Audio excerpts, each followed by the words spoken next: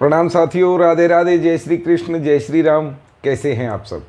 आशा करता हूँ पूर्णतः स्वस्थ और प्रसन्न होंगे, जिसके लिए निरंतर मैं परमात्मा से कामना करता हूँ, प्रार्थना करता रहता हूँ। आप सबके लिए मैं प्रार्थना करता हूँ। हे साथियों, हे मेरे दोस्तों, मेरे भाइयों, मेरी माताओं, मेरी बहनों, मेरे मित्रों, सबके लिए, चराचर के लिए मैं हमेशा प्रार्थना करता हूँ। प्रभु, ये आपकी सृष्टि है, आपका ये सब है, तो इसका शुभ ही हो, कहीं कोई अशुभ ना हो। सब स्वस्थ रहें, सब प्रसन्न रहें। प्रार्थना में बड़ा बल है। थोड़ी सी एक छोटा सा योगदान ही सही मैं भी देता हूँ, आप भी दिया कीजिए। प्रार्थना करें तो अपने लिए सब कुछ मत मांगे। विश्व का कल्याण हो, हम सनातनियों का नारा होता है ना? याद है आरती के बाद क्या बोलते थे जब छोटे थे? मंदिरों में बड़ा नारा लगता था, धर्म की जय हो, अधर्म का नाश हो, विश्व का कल्याण हो, प्राणियों में सद्भावना हो, हर हर महादेव। ये मिथ्या नहीं थी, ये बातें ठीक थी, हम ही भूल गए। आज वैज्ञानिक युग में, आज ये 21वीं सदी के हम हो गए, तो न जाने हम क्या बन गए। कुछ नहीं बने हो, जैसे थे वैसे ही हो वैसे ही हैं हम सब, कुछ नहीं बदलेगा, तरीके बदल जाते हैं बस। तो साथियों, क्षमा करना, मैं थोड़ा बतून हूं ना, तो बातों में इधर उधर भटक जाता हूं। तो आज मुद्दे पे आते हैं। अब मुद्दा क्या है कि मुझे टूर पे जाना है, बाहर जाना है 4-5 दिन के लिए। ट्रेन का अथवा फ्लाइट का टिकट ऑलरेडी बुक है। मुझे पता है कि फलां डेट को इतने बजे मेरी फ़्लाइट है। मुझे कुछ दिन पहले या कुछ हफ्ते पहले भी पता हो सकता है, तो मैं तैयारी शुरू कर दूंगा। करते हैं, आप भी टूर पे जाते होंगे, चाहे अब वो आध्यात्मिक टूर है, धार्मिक टूर है, अथवा पारिवारिक टूर है। आप मनाली जा रहे हैं, आप गोवा जा रहे हैं, आप कहीं भी, हम सभी यात्राएं करते हैं। और उस डेट का हमें पता होता है कि इस डेट को हमें जाना है, उस डेट की हमारी टिकट है, इतने बजे हमारी फ़्लाइट है अथवा हमारी ट्रेन है। तैयारी करते हैं उस हिसाब से। क्या क्या तैयारियां करते हैं साथियों? सोचिए। सबसे पहले धन की व्यवस्था हम देखते हैं कि हाँ, वहाँ कितना खर्चा हो जाने वाला है, उतने धन की व्यवस्था हमारे पास हो। फिर धीरे धीरे हम हो सके तो ऑनलाइन, अदरवाइज़ किसी माध्यम से कोशिश करते हैं कि वहाँ का एकोमोडेशन, वहाँ का होटल, रहना सहना कैसा और किस बजट में हमें चाहिए, उसके लिए हम कोई कोशिश करते हैं। फिर क्योंकि डेट और समय हमें पता है, तो वो तैयारी फिर हम उस हिसाब से अपना बैग पैक करते हैं। बैग में क्या क्या रखना है, वहाँ इतने दिनों में कितने दिन के लिए जाना है, और किस किस सामान की हमें आवश्यकता हो सकती है, ज़रूरत हो सकती है। जैसे टूथब्रश रख लिया, टूथपेस्ट रख लिया, अंडरवियर रख लिए, बनियान रख लिए, टॉवल रख लिया, कुछ जोड़ी कपड़े रख लिए। अगर हिल स्टेशन पे जा रहे हैं तो कुछ गर्म कपड़े हमें ज़रूरत पड़ेगी, आदि आदि ऐसी चीज़ें हम रखते हैं। एक तैयारी करते हैं, एक बैग को प्रिपेयर करते हैं। लेकिन जहां जाने का ना समय निश्चित है, ना दिन निश्चित है, ना तारीख निश्चित है, अगले श्वास का ही भरोसा नहीं, वहां जाने के लिए हम क्या तैयारी कर रहे हैं?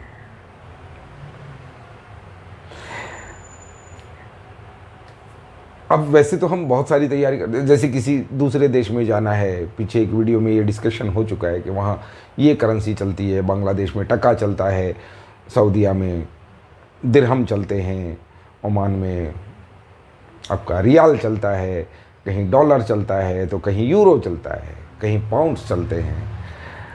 वहाँ कौन सी करेंसी चलती है? क्या वो करेंसी हमने कुछ जमा कर ली? वहाँ कैसे कपड़े चलते हैं? क्या वो कपड़े हैं कर्म? वो कर्म क्या हमने जमा कर लिए? अपना बैग पैक कर रहे हैं,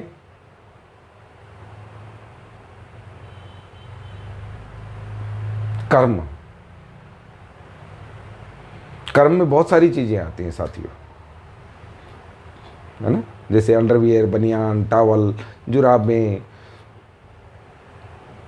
बहुत कुछ वो हमारे, अगर हम उनकी तुलना कर्मों से करें जिसमें ज्ञान, शील, दान, पुण्य, सहायता, करुणा, दया, बहुत सारी चीज़ें हो सकती हैं।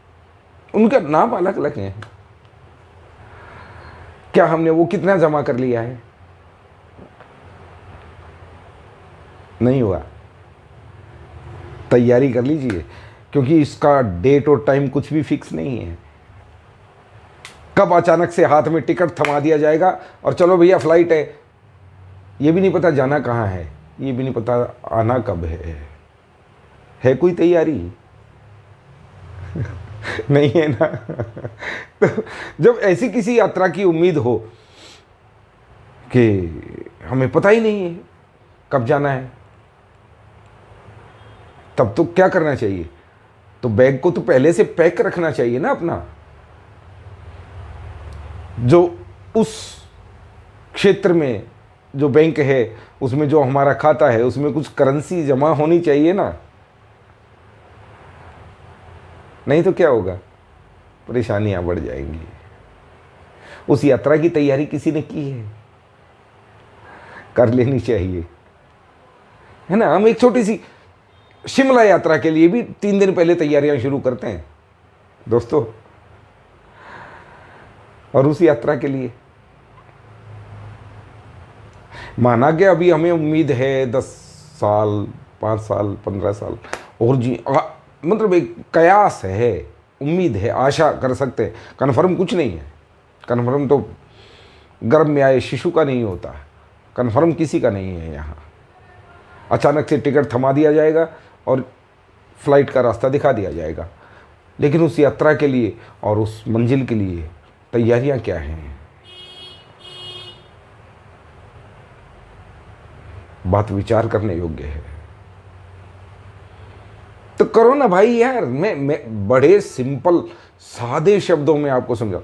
ऋषि मुनि हैं, संत जन हैं, अनेकों प्रवचन आप सुनते हैं, अनेकों प्रबुद्ध जनों की शरण में आप जाते हैं।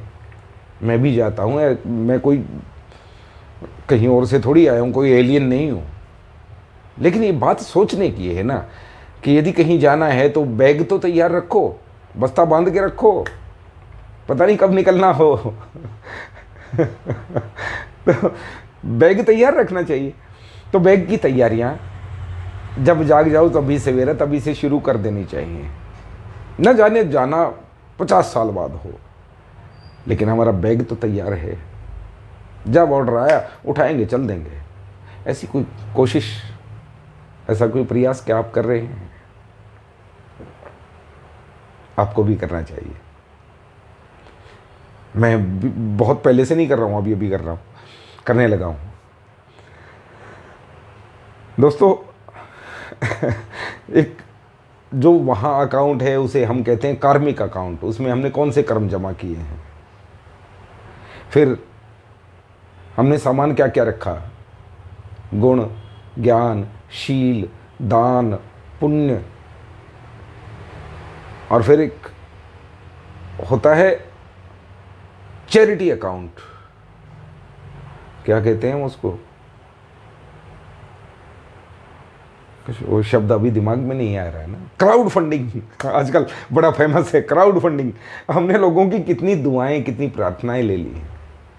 क्राउड फंडिंग भी तो चाहिए, कहीं से भी आए जमा करना है, वरना बाद में जैसे हम रूढ़िवादिता में करते आए हैं ना, पितरों का दान, पूर्वजों का दान, ये श्राद्ध, ये कर्म, ये पिंडदान, ये सब यूपीआई से भेजने वाला मामला है। क्या पता आगे की पीढ़ी हमें यूपीआई से कुछ ट्रांसफ़र करेगी कि नहीं, किसकी गारंटी है। ये मेरी सादा भाषा है, सच्चाई है। आप नकार सकते हैं तो कृपया ऑब्जेक्शन करें मेरी बात पे। तो ये सब तो हमें करना ही होगा। देखिए, सफ़र की तैयारी सदैव रखिए, सफ़र की तैयारी करना शुरू कर दीजिए, आज से कर दीजिए। वो एक व्यक्ति था, तो वो किसी एक जन्म को पूरा करके परमात्मा से मिला। बोला, भगवान आपने अचानक से नोट जो है बुला लिया, ये अच्छी बात नहीं है। और भगवान भी कहते हैं तो मैं क्या करूं, मुझे तैयारी करने का समय तो देते। अरे समय दिया तो था यार, 88 साल की उम्र में आ रहे हो, मैंने समय दिया था। बोला नहीं, आप एक काम किया करो, जब ऐसा कुछ हो तो मुझे नोटिस दे दिया करो, जैसे कोर्ट के समन होते हैं, नोटिस होते हैं, ताकि मैं अलर्ट हो जाऊं और फिर अपना बैग पैक कर सकूं। ठीक है, अब की बार जब मैं तुम्हें बुलाऊंगा तो उससे पहले नोटिस दूंगा। और वो प्रसन्न होके हमारे भूलोक में है। और एक दिन बुलावा आ गया तो आमना सामना हुआ, बड़े नाराज हैं, आपने मुझे नोटिस नहीं दिया, मैंने तो कहा था पहले मुझे नोटिस देना, तैयारी का समय मिले। अब भगवान भी क्या, यार मैंने नोटिस भेजे, मल्टीपल नोटिस, कई बार समन मैंने तुम्हें भेजा। कब भेजा? एक बार भी नहीं भेजा। समन आता तो मैं अपनी तैयारी करता, दान पुण्य करता, अच्छे कर्म करता, कुछ अपना कर्म सुधारता। अरे यार, जिस दिन तुम्हारे सिर में पहला सफ़ेद बाल आया था, वो मेरा पहला नोटिस था। जिस दिन तुम्हारे दांत जाने शुरू हुए थे, मेरा दूसरा नोटिस था। जिस दिन तुम्हारी आंखों पे ये शीशे लग गए थे, तीसरा नोटिस था। जिस दिन तुम डॉक्टर के पास गए थे कि मुझे उच्च रक्तचाप, high blood pressure, low blood pressure, जो भी, शुगर, डायबिटीज़ हो गई थी, मेरा नोटिस था। तुमने सबको इग्नोर किया, तुमने बाल रंग लिए, नोटिस को इग्नोर कर दिया, समन नहीं लिए। तुमने दांत नकली लगवा लिए, समन नहीं पकड़े। तुमने चश्मा लगा लिया, लेंस डलवा लिए, लेसिक लेज़र करवा लिया, तुमने नोटिस नहीं पकड़ा। तुमने दवाइयाँ खानी शुरू की, अलग अलग तरह की, कभी वजन घटाने की, कभी शुगर घटाने की, कभी ब्लड प्रेशर को कंट्रोल करने की, तो कभी मतलब तुम अपने आप को ही सर्वोपरि मान बैठे कि हाँ, ये सब करने से मैं बच जाऊंगा, छुप जाऊंगा। हमारे संविधान में भी है, यदि कोई कुछ सीमा होती है कि इतनी बार कोर्ट समन भेजता है, और यदि कोई समन नहीं लेता तो गैर जमानती वारंट जारी हो जाते हैं साथियों। गैर जमानती वारंट, नॉन बेलेबल वारंट्स बोलते हैं इनको। तो आपने कितनी तैयारी कर रखी है? और क्या ये समन आपको मिल चुके हैं? और मिलके कितनी बार आप इग्नोर कर चुके हैं? खुद ही विचार करना है ना। मुझे हंसी आई, एक जोक सुना था मैंने, आपके साथ शेयर करता हूँ। एक माताजी जो हैं, तो वो नित्य जब उम्र हो जाती है, हाँ, तो भगवान याद आने लगते हैं। जब ये वासनाएं कम होने लगती हैं और जब कुछ कंट्रोल होने लगता है, कुछ आत्म नियंत्रण, आत्म संतुलन बनाने की बारी आती है ना, तो बड़ा हम ढोंगी बहुत होते हैं, बड़ा पाखंड करते हैं हम। तो एक माताजी रोज़ नित्य स्नान करके और वेदी पे रख के, और कभी श्री रामचरितमानस का पाठ कर रही होती थी, कभी श्रीमद् भागवत का पाठ कर रही होती थी, कभी महाशिव पुराण तो कभी कुछ, मतलब ग्रंथों का वो अध्ययन कर रही हैं, अच्छा है। लेकिन क्योंकि बात हंसने की है, चुटकुला है, इसलिए मैं किसी का मजाक नहीं बना रहा हूँ। तो वो, और आजकल के बच्चे अलग अलग एग्ज़ाम्स, एजुकेशन, उनकी तैयारियों में फंसे होते हैं। कभी CET, कभी CUET, कभी नीट, कभी नेट, कभी हमें तो नाम भी नहीं लेने आएंगे, इतने सारे। तो वो बच्चे भी उलझे होते हैं। तो बच्चे ने अपनी माँ से प्रश्न किया कि माँ, मम्मी, मैं रोज़ देखता हूँ दादी बड़ी मोटी मोटी पुस्तकें पढ़ रही होती है, ये किस एग्ज़ाम की तैयारी कर रही हैं? हम तो कर रहे हैं, सो कर रहे हैं, दादी किस एग्ज़ाम की तैयारी कर रही है? मम्मी मुस्कुराई, बोली बेटे ये फाइनल एग्ज़ाम की तैयारी है।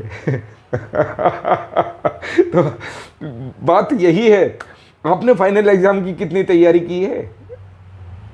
ज़्यादा ना सही, अभी समय है, अभी तो समन आने शुरू हुए हैं, अनेकों आएंगे।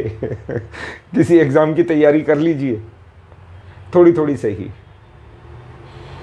एक बार में क्वालिफाई नहीं कर पाएंगे तो शायद दूसरी बार में कर पाएं। ये इंसानी शरीर मिला है, ये तैयारी करने के लिए मिला है, और दूसरी योनियों में ये संभव नहीं है, बड़ी मुश्किल से मिला है। कुछ लोग इसको अच्छे से तैयारी करके टॉपर कर जाएंगे, क्वालिफाई कर जाएंगे। कुछ लोग जो नहीं कर पाएंगे, कम से कम उनके अकाउंट में कुछ करेंसी जमा होगी। UPI नहीं चलती वहाँ, बच्चे भेजते रहेंगे, पता नहीं मिलेगा कि नहीं, बीच में जामतारा खा जाएगा। तो साथी, मेरी बातों पे हंसना, मेरी बातों पे विचार करना। मैं सत्य कहता हूँ, जरा अलग अंदाज में कहता हूँ, वो आप जानते हैं। राधे राधे, जय श्री कृष्ण, जय श्री राम। प्रसन्न रहें, स्वस्थ रहें, प्रभु का भजन करें, करेंसी जमा करें, और बैग, अपना ब्रीफकेस तैयार कर लें। सच कहता हूँ, क्या पता कब, कोई पता थोड़ी है कब टिकट आ जाए। फ्लाइट तो तैयार ही खड़ी है। तो साथियों, धन्यवाद।